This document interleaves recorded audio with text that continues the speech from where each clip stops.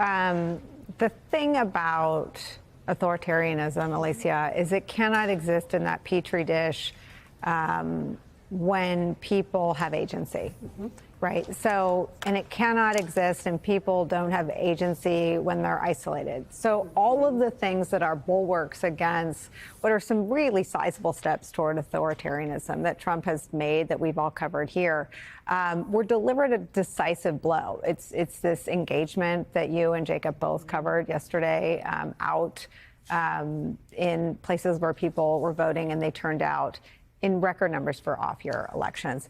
It is doing it in a connective way, yes, right? Going and turning out in person and having that experience of seeing other people voting and sort of feeling like the tide could be turned if everyone did their part. And then it's having some real data. Right. I mean, the margins are the story as much as the results. The margins are the story, who it is that turned out, voters who hadn't turned out in 2024 that came around this time. I want to sort of sew together Jacob's reporting out of California and my reporting about Latinos out of New Jersey, because I think sort of one of the big questions going into last night was, are voters going to be voting, tracking with Trump approval, disapproval, or is it going to be more local issues that are really factoring into their vote? And for me, given the beat that I was on, are Latinos going to go along with that wave? And I think what you saw last night was, yes, voters were very much tracked with what they think about what Donald Trump has done over the past 10 months of this second term. And Latinos very much buoyed those numbers everywhere from New Jersey to California, where you had 71% of Latinos voting for Prop 50. That is higher than the overall rate of Californians, which was 64%. Now, you take that and you can just make that about last night. But it's also about the map as we head into midterms. Of the 40 Tier 1 House seats, 21 of those seats have at least a 10% Latino electorate. So if all of a sudden the map is better for Democrats, better for democracy because of Latinos, the fact that you have so many more of these seats in play, in part also buoyed by the map that is coming out of California, then there is a renewed opportunity for Democrats. And I think part of what they're going to have to contend with is, why did you see voters who sat out 2024, who were coming out in this election? Who were they? Why did they sit out? And what is motivating them now? And how do they make an investment? Like, we talk a lot about the messaging, and the messaging is important. I'm a former comms person. I love the messaging.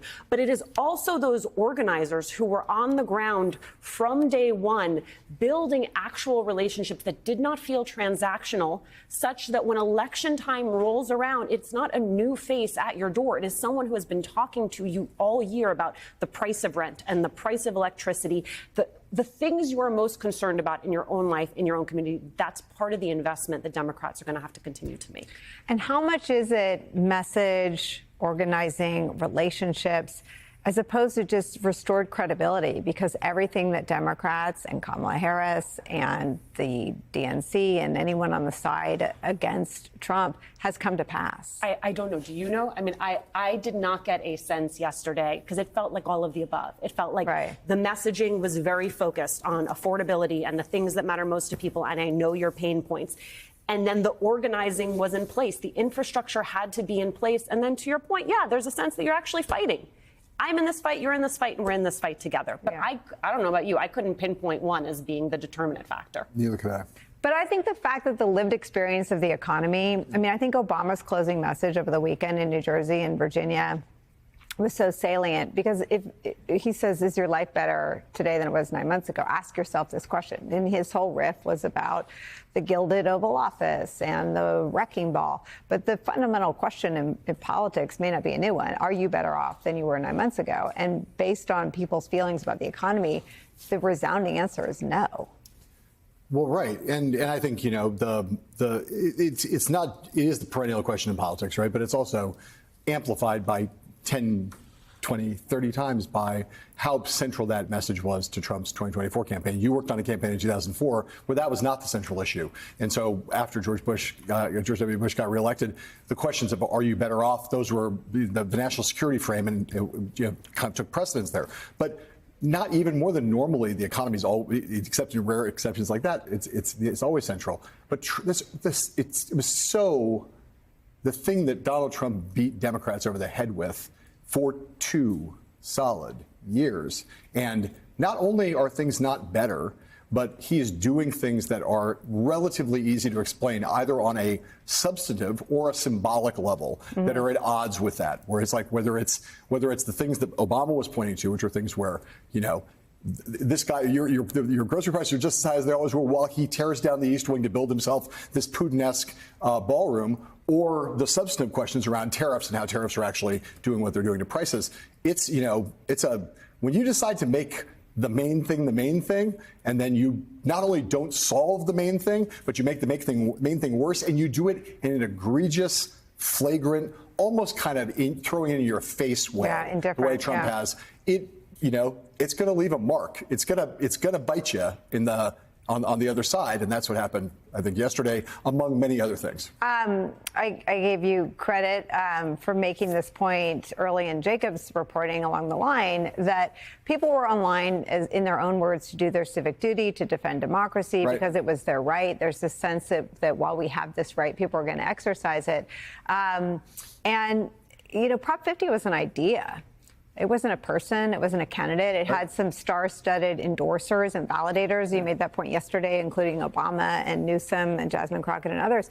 But it was an idea, and it was an idea that Californians themselves have rejected a few years ago. Twice. Right. So just talk about the power of this idea and this story that Newsom told, with some high-level assist from Obama, certainly, but a story he told in 90 days that won with this margin. Not just an idea, but a procedural idea, and a procedural idea with a funny name. In response to a thing that happened a few states over. Yes, that happened in other states. You're talking about gerrymandering, or is it redistricting? What's the difference between those two things for normal people? Like, what? I don't know what the difference is, but what is that?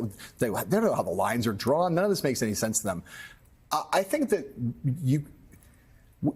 I've said that I think that this is a huge boon. This is important on multiple levels. It's going to help Democrats take control of the House. If they do take control of the House, this will be one of the key things. It's emboldened these other Democratic governors in other states to take on the same redistricting challenge, and it obviously has boosted Gavin Newsom, who took a big gamble, took a big risk, and it paid off. There's another way on that third point in which what was so impressive about what was on display here was, for the reasons that we just laid out, this is a hard thing to do. And the skill, I got to take my hat off, the skill and savvy of the people around Gavin Newsom from start to finish. He is showing people in different ways that he is ready to run for president, ready to play this game at the highest level. And you think California politics is always the highest level? You will know the name Pete Wilson, who people once thought could be the Republican nominee as soon as he got out there on the field, or Ron DeSantis. But Pete Wilson in California, successful governor of California, ran for president in 1996 and got nowhere. Gavin Newsom, at the beginning of this process, lined up in like 36 hours. Everybody in the California legislature on the Democratic side, everyone in the California congressional delegation, all of the stakeholders, Latinos, black groups, everybody in the state, to get behind this. All of the different safeguards, the trigger, if they don't do it, we won't do it, the time limit, it's only going to go till the next census, all the things to try to set the stage for how they could make California voters find this palatable. And then they executed day after day after day from a position where this was probably a little bit of an underdog initiative to winning by 2-to-1 margin. That is like political strategy, tactics, and execution at a very high level with a lot on the line.